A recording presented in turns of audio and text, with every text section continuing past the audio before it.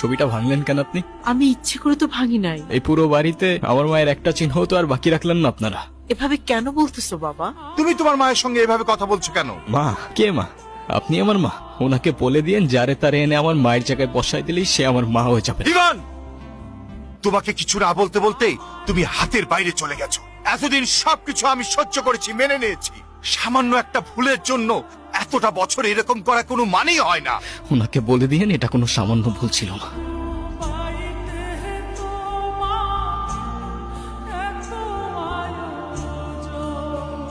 এখনই তো অ্যাক্সিডেন্টটা হয়ে যেত, তারপর দোষটা হইতো আমার। আরে আজও এখনো দাঁড়ায় আছেন কেন? সরেন। সরি। নাম কি? নূপুর। এভাবে একা রাস্তায় দাঁড়িয়ে আছেন কেন? কোনো সমস্যা? আপনি কোন দিকে যাচ্ছেন? আপনি কোথায় যাচ্ছেন? রূপগঞ্জে। আপনি চাইলে আমি আপনাকে ড্রপ করে দিতে পারি।